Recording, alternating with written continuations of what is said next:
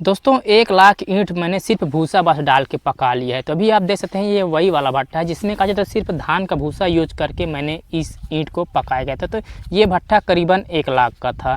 तो अभी आप देख सकते हैं जो ईंट की क्वालिटी आई है वो कितनी अच्छी आई हुई है और ईंट भी काफ़ी अच्छे से पकी हुई है। अभी आप देख सकते हैं जैसे कि यहाँ का करीबन 5 से 6 लेयर तक निकलने के बाद ईंट की क्वालिटी कितनी अच्छी आई हुई है। दोस्तों अभी आप देख सकते हैं यह भट्टा वही वाला भट्टा है जो कहा जाए तो जब आग इसमें डाला गया था तो यह गिर गया था। तो दोस्तों गिरने के बाद रात के समय में कुछ इस प्रकार दिखाई दे रहा था। अभी आप देख सकते हैं जैसे कि यह गिरा था तो उस समय अंदर में आग थी।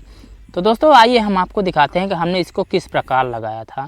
तो दोस्तों जैसा कि हमने सबसे शुरू स्टेप जो शुरू किया था तो वो कुछ इस प्रकार इसको पिल्लर के रूप में बनाया था।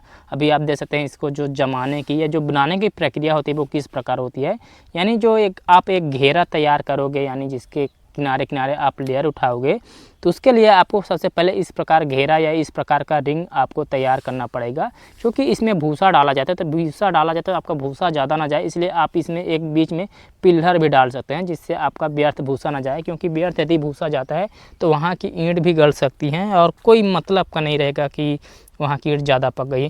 तो जैसा कि अभी आप जैसे बीच में कहा जाए तो इस प्रकार घेरा करके आप इसके किनारे से लेयर लिया जा रहा है। जैसे कि ये लेयर, तो ये कहा जाए तो सबसे छोटा लेयर रहेगा। इससे यदि छोटा बनाना चाहोगे लेयर तो अब बन नहीं पाएगा, इसलिए बीच में वो जो पिल्लर की तरह डाला गया उसको डालना पड़ता है ताकि ये घेरा थोड़ा मतलब कहा जाए तो अच्छे से बन जाए। हालांकि इससे छोटा आप यदि अब बनाते भी हो तो आपका जो ये ईंट जो रखने की प्रक्रिया है तो उसमें भी आप जैसे कि देख रहे होंगे कि उसमें खालिस्तान यानी जैन आ रहे यानी घुमा होने की वजह से जो ईंट में गैप आ रहा है वो भी कहा जाए तो ज़्यादा ही आ रहा है। तो इतना कहा जाए तो इस रिंग में आएगा ही, लेकिन जैसे जैसे लेयर बाहर आएगा तो इस प्रकार ईंट चिपकने लगी। जैसे कि अभी आप देख सकते हैं 2-3 लेयर लगने के बाद यह काफ़ी अच्छे से चिपक गया और जैसे जैसे बाहर आने लगेगा तो भट्टा कुछ इस प्रकार काफ़ी अच्छे से चिपकने लगेगा। तो आप इसको करीबन 5 से 6-7 लेयर जितना लेयर तक आप उठाना चाहते हैं या बढ़ाना चाहते हैं तो बढ़ा सकते हैं। तो कहा जाए तो यहाँ पर जो भट्टा लगाया जाए तो ये काफ़ी बड़ा भट्टा यानी करीबन 1 लाख तक का लगाया जाएगा अनुमानित। लेकिन अब देखते हैं उसमें कितनी ईंट आ जाती है। जैसा कि यह देख सकते हैं ऊपर से भट्टा कुछ इस प्रकार दिखाई दे रहा है और आप इसको 2 स्टेप में पूरा कर सकते हैं। यानी आप तो एक नीचे से जो गंजाई करना चाहोगे नीचे से कर सकते हैं और एक आपको खड़े होकर यानी लेयर पे खड़े होकर आपको ऊपर की गंजाई करनी पड़ती है।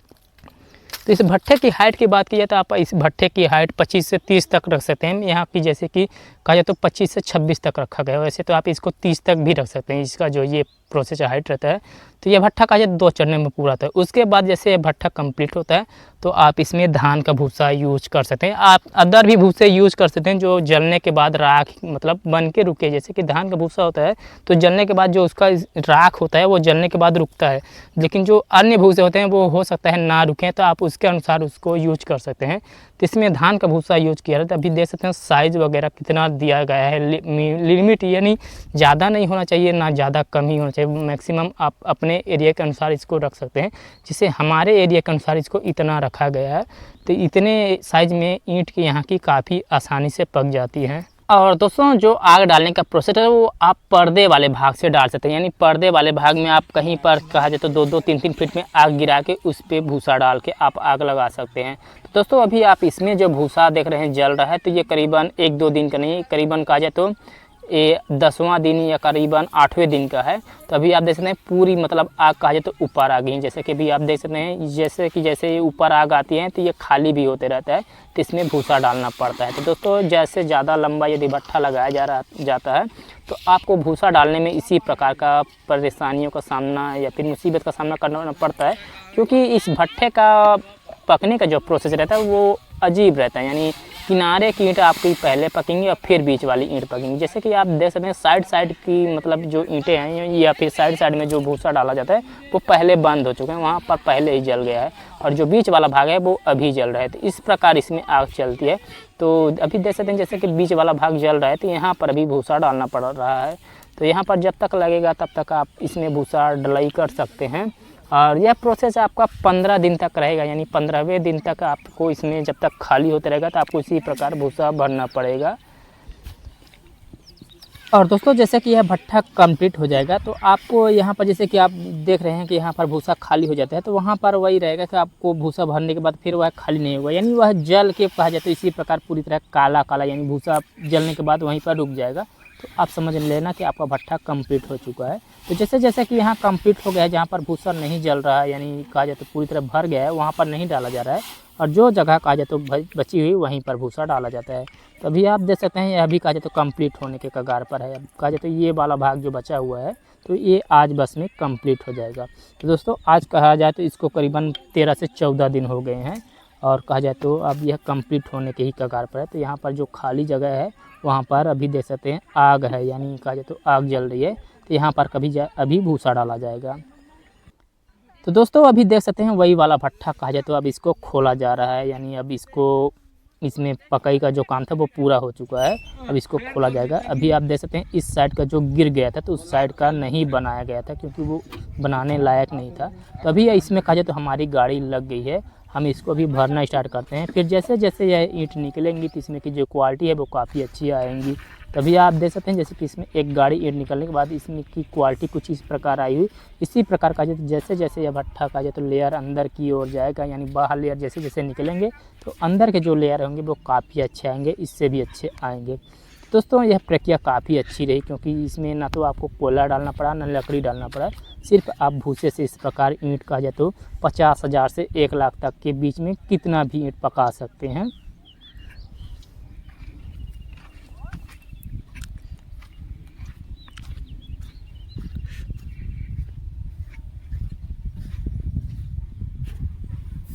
और दोस्तों अभी आप देख सकते हैं जैसे कि जलने के बाद कहा जाए तो इसमें पूरी तरह राख ही रहता है, यानी इसमें आपको कचरे होने का भी डर नहीं रहता है, यानी सिर्फ भूसा बस लगा रहता है। तो आप भूसा समझ सकते हैं जैसे जैसे वह जलता है या फिर मतलब गाड़ियाँ चलती हैं या फिर वो होता है तो वो काफ़ी जल्दी गायब हो जाता है, यानी इतना कहा जाए तो कचरा नहीं होता राबिश की तरह। तो अभी देख सकते हैं दोस्तों जैसे कि अभी इसमें गाड़ी में लोड किया जा रहा है, तो अभी कहा जाए तो ये जैसे ये लेयर निकला है तो ये काफ़ी अच्छा लेयर आया हुआ है। इसमें जो ईंट भराई की जा रही थी इनका साउंड भी काफ़ी अच्छा है।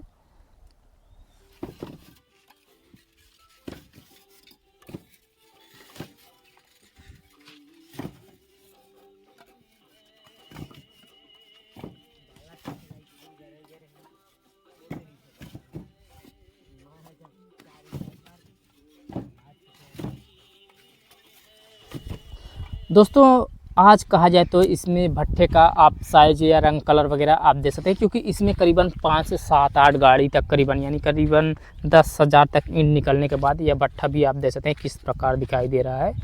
तो जो अंदर की ईंट आ रही हैं वो और भी अच्छी आ रही हैं, क्योंकि बाहर की अपेक्षा जो ईंट आती है तो उससे काफ़ी अच्छा हर एक भट्ठे में इसी प्रकार होता है, चाहे वो गोल भट्ठे या किसी प्रकार के भट्ठे हो, तो इसमें जो बीच की ईंटें आती हैं वो काफ़ी अलग रहती हैं। तो अभी आप देख सकते हैं भट्ठा किस प्रकार है।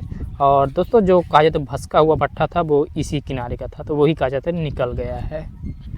तो दोस्तों उम्मीद है आपको यह वीडियो पसंद आई होगी। दोस्तों आप हमें कमेंट करके ज़रूर बताइए क्या आपके एरिया में भी इस प्रकार के भट्ठे लगाए जाते हैं। तो दोस्तों आज की वीडियो में बस इतना ही था, मिलते हैं किसी नेक्स्ट वीडियो में।